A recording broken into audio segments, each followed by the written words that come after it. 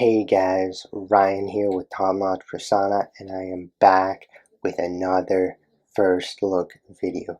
Now, this fragrance I wasn't going to react to because I had got myself this one a couple weeks ago for Christmas, so I was anticipating it was going to be in on Christmas, and I was just going to open it up. So I was going to forego the first look, but unfortunately for me, unfortunately for you, it came in a day late, so I am doing the first reaction to it. The fragrance I'm looking at today is Dior Fahrenheit Parfum. Now, I have said this a couple times on this page that I don't really like the eau de toilette version because it's too different for me. I'm sure I would like it if I really gave myself some time to wear it, and perhaps in the future I will. But the thing about the Parfum that really stood out to me was the vanilla kind of powdery aspect of it. So I decided to go with this one. Again, I'll say that parfums are typically not my go-to fragrances. I'm more for eau de parfums, but I couldn't find the eau de parfum of this, and the parfum sounded pretty good, so I went with this one. But without further delay, let's get right into it.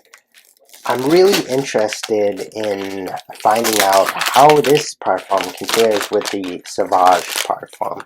I know typically parfums tend to be a little more subtle, a little more close to the skin, more for intimate situations.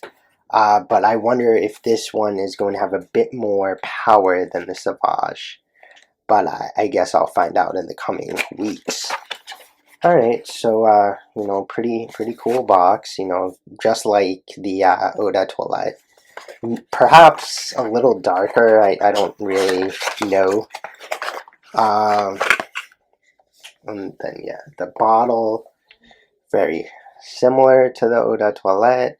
There is nothing on here that actually says Parfum, so, if you had both, you might, want to just make sure you separate them because you wouldn't be able to tell the difference. Or maybe you could have. I mean, I don't have the Eau de Toilette, so I can't compare right now. But, like always, the most important thing is the composition. Moment of truth, though. Let's open this up and see how the composition is. The cap is kind of different from Sauvage or Dior Homme. It's a very small cap. Clicks into place pretty sturdily. It's funny because at work, the only Fahrenheit tester, I've never seen it with a cap, so I actually did not know that this was the cap for Fahrenheit, so interesting. Alright. Let's see, oh, there it is. The nozzle is kind of dark, so hard to see, but alright, let's break the seal. Sprays pretty nicely as most Dior fragrances. Yeah, I just needed to give myself a few moments before I really say anything, but wow, it's not the Eau de Toilette. It's nothing like the Eau de Toilette, and I have to say I'm happy.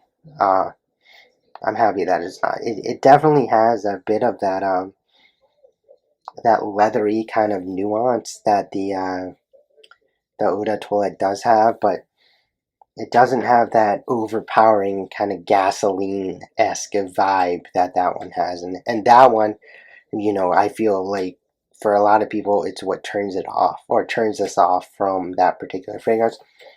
This one, the gasoline like vibe, whatever the note is replaced with a nice powdery vanilla, kind of subtle aspect. It has a sweetness to it. It almost reminds me of like a fusion between like the Fahrenheit line and the Dior Homme original, because I mean, I don't think it has any iris in it, but it definitely has that sweetness, that kind of elegance that the original Dior Homme has. And I have to say, I'm impressed by this one. This one seems like it is going to be a very good fragrance to wear. I'm going to really enjoy wearing it. Yeah, I can't stop smelling it. It's so good, actually. I mean, I'm almost blown away. I mean, the fact that it's Dior is the only thing that kind of says, yeah, it's a great fragrance, but of course it's a great company. But man, this stuff is the real deal, and I really look forward to testing this out and getting the numbers. But I'm anticipating this one is going to be a long-lasting parfum. So you can expect to see my review within the next couple of weeks. I've noticed that I had a problem with putting out too many first look videos. I think I had 3 out not too long ago, and in consequence I ended up not reviewing a couple of them, or falling behind with the reviews. And I always try to promise that the review will follow this first look video shortly, uh, but what I was noticing was happening was that I was just putting out too many first looks, and I wasn't able to review everything. So from now on, I'm limiting myself to 2 new first looks at a time, so that way I can guarantee you that you'll get the review within a couple weeks. So you guys can expect that for real this time. But like I said, I'm really looking forward to trying this one out. This seems like a great parfum, another winner by Dior.